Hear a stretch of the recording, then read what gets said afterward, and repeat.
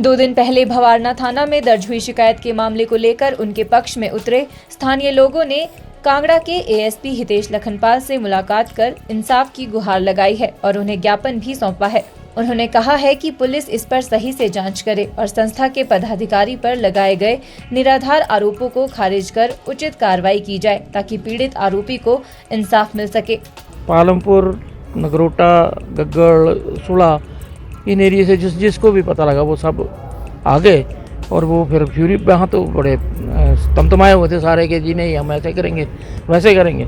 उन सबको मेहता जी ने शांत करके ये कहा कि अपनी बात जो है, जो आपको दुख लग रहा है उसको आप एसपी साहिबा के पास रखें और उनको कहें कि ऐसा कुछ नहीं है। और ऐसे हम लोगों ने फिर ये आपस में डिसाइड किया कि ये हमारा ही फर्ज बनता है, इनका बोलने का कोई मतलब नहीं है। अब ऐसे था कि वहाँ पे सारे उनके पास वही लड़के आते हैं जो ड्रग एडिक्ट थे या जो प्रेजेंटली हैं, और लड़के खुद चल के आते हैं क्योंकि वो काउंसलिंग करते हैं और अच्छे डॉक्टरों का नाम लेके सुझाव दे के उनसे दवाई भी करवाते हैं, उनके पेरेंट्स को बताते हैं कि ऐसे करो ऐसे करो।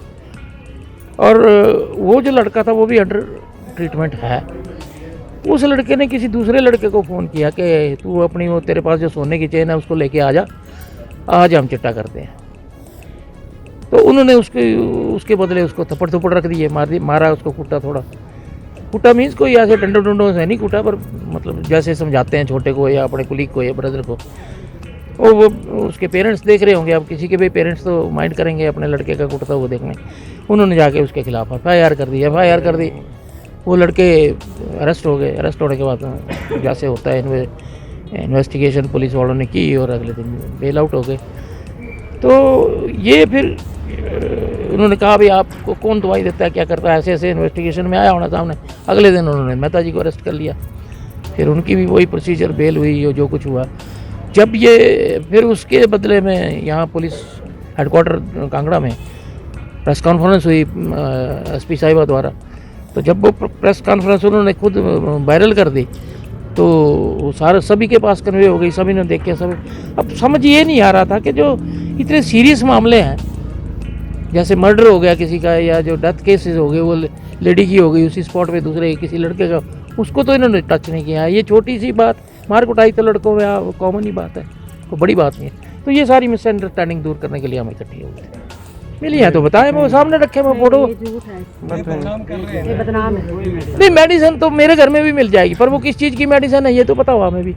वहीं एएसपी हितेश लखनपाल ने कहा कि आरोपी के पक्ष में उतरे लोगों को सोमवार को फिर से बुलाया जाएगा और एसपी शालिनी अग्निहोत्री के समक्ष मामला रखा जाएगा। गौरतलब है कि पुलिस थाना भवारना के अंतर्गत परौर में एक युवक से मारपीट और उसको जबरन पकड़कर नगरोटा बगवा से नशे के खिलाफ कार्य करने वाली एक संस्था के संचालक के घर ले जाने के मामले में कांगड़ा पुलिस को संचालक के घर से प्रतिबंधित नशीली दवाइयां मिली थी। इन दवाइयों को मेडिकल स्टोर पर ही रखा जा सकता है और चिकित्सकों के परामर्श के बाद ही दिया जाता है।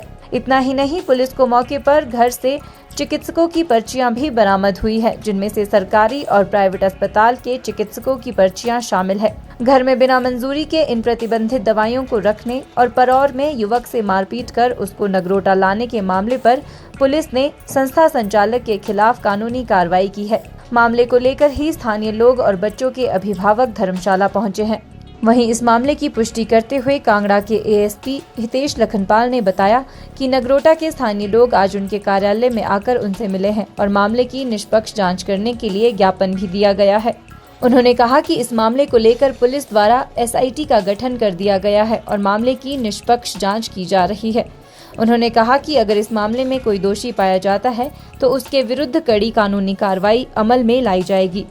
देखिए, आज जो एडॉन संस्था के कुछ मेंबरगण और अभिभावक हमारे पास आए थे, जो एक केस रजिस्टर हुआ है भवारना थाने में।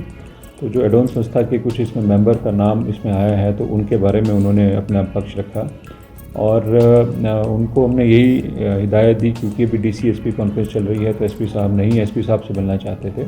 तो ये सोमवार को दोबारा आएंगे और अपना जो कंसर्न है एक बार एसपी साहब को बताएं। देखिए, मामला अभी इन्वेस्टिगेशन में है, अभी इन्वेस्टिगेशन चल रही है और जो भी कंसर्न है, जिसके भी है, उसको कंसर्न्स को देखा जाएगा और इन्वेस्टिगेशन इसमें भी चल रही है। देखिए, पुलिस अपना काम कर रही है। जिस बात की आप बात कर रहे हैं, जो उन केसेस में भी ऑलरेडी एसआईटीज़ बनी हुई हैं और इन्वेस्टिगेशन उसमें भी जारी है। सभी पहलुओं को हम देख रहे हैं और मैं इतना ही कहना चाहूँगा कि जैसे इन्होंने जो ज्ञापन दिया है इसको जो है अप्राइज करा दिया जाएगा इसके साथ को जब आएंगे। और ये सोमवार को एक बार फिर से अभिभावकों को यही बोला गया है कि आप सोमवार को आके एक बार मिलें। हिमाचल न्यूज़ 24/7 के लिए धर्मशाला से कृतिका शर्मा की रिपोर्ट। आप देख